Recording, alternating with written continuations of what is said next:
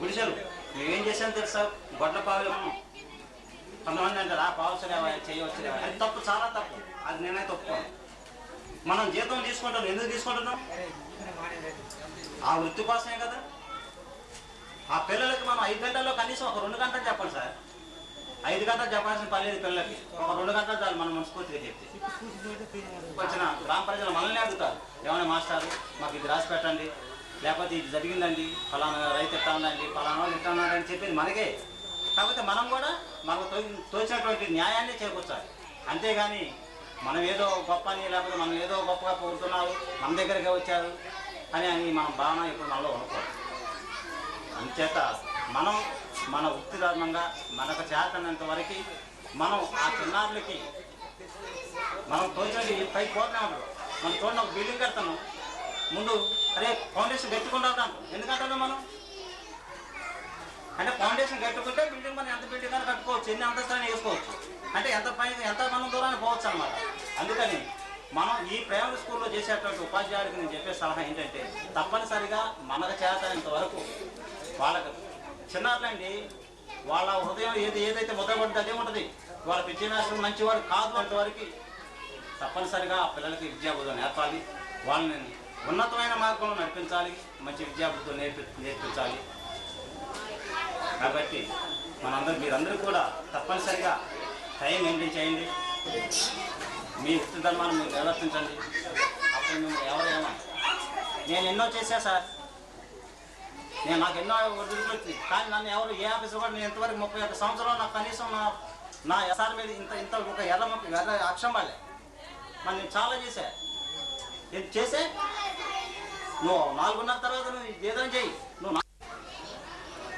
కాబట్టి నా మిత్రులు తప్పనిసరిగా మీరు మీ ధర్మాన్ని నిర్వర్తించి ప్రతి పిల్లవాడికి మీకు చేతనంత వరకు మంచి మార్గాన్ని, మంచి విద్యాబుద్ధులు నేర్పించి వాళ్ళని ఉన్నతమైన దిశలో ఉన్న పైన పర్యవలసింది కోరుతున్నాను. ఈ అవకాశం ఇచ్చినటువంటి సభాధ్యక్షులు సుబ్బలక్ష్మి గారు. అది కాకుండా ఇంతకుముందు అసలు నేను 31 సంవత్సరం ఈ మండలంలో పనిచేయటం, ఒక మండలంలో అతను యూనియన్ సమస్య కాదు. ఇక్కడ కలిసికట్టుగా ఉపాధ్యాయ వృత్తి అనే దానికే మనం అంకితమే ఉన్నాం. కాబట్టి ఆ మాటకే మనం అతనికి సన్మానం చేయాలి. మరి మా మిత్రులు, మా పేషెంట్లో ఉన్నటువంటి ఉపాధ్యాయులు అందరూ అనేక రకాల యూనియన్స్ ఉన్నారు. అయినా యూనియన్ అనేది వద్దు బాబు, నేను అన్నా ఒకటే చెప్పాను, యూనియన్ అనేది వద్దు, సన్మానం చేస్తే అందరం కలిసికట్టుగా సన్మానం చేస్తున్నాం చేయాలి. లేకపోతే ఆ యూనియన్ అనేది వద్దు అని చెప్పండి. అట్లా అందరం కలిసి చేద్దాం, ఇక్కడ యూనియన్తో సంబంధం లేదు, మనం అందరం కలిసి చేద్దామని నా మిత్రులందరూ కూడా ఎంతో ప్రోత్సహించి ఇంత ఘనంగా చేశారంటే నిజంగా నా జీవితంలో నేను మర్చిపోయినటువంటి సన్మానం అన్నమాట. దీనికి ముఖ్యంగా మా ప్రధాన ఉపాధ్యాయులు హెచ్ సుభూషణ్ గారు దీని గురించి చాలా శ్రద్ధ తీసుకున్నారు. వారికి మరీ నా ధన్యవాదాలు. వారిని నేను జీవితంలో మర్చిపోలేను. ఈ సన్మాన కార్యక్రమం నేను దిగిపోతాను, నెల 2 నెలలు ఉందన్న కాడి నుంచే వారు ప్లాన్ చేశారు. నేను భోజనం పెడతాను, మీరు ఎంతమంది అన్నదాన్ని అదే మాట వారు పోషించుకున్నారు. కానీ అందుకని అందరూ కూడా మిత్రులు ఎప్పుడైనా ఒక ఉపాధ్యాయుడు రిటైర్డ్ అవుతుందంటే అందరూ కలిసికట్టుగా ఈ విధంగా సన్మానం చేస్తే మనకే మంచిది. ఇంకా తోటి మనకి ముందున్న సన్మానం గ్రహీత గారు ఇచ్చిన సూచన చాలా మంచి ముందు చూపుతుంది ఇచ్చింది.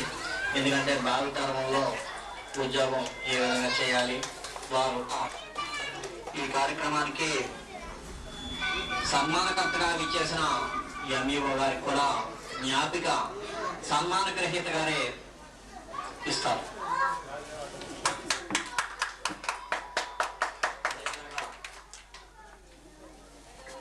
ముఖ్య అతిథిగా ఇచ్చేసిన ఎంపీడీఓ గారు సమయానికి లేకపోయినా వారి జ్ఞాపికను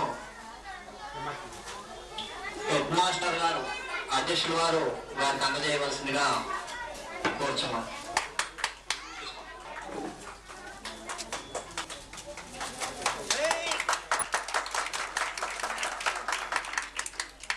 అదేవిధంగా విద్యా కమిటీ చైర్మన్ గారు కూడా వేదిక అలంకరించి వెళ్ళారు. వారికి కూడా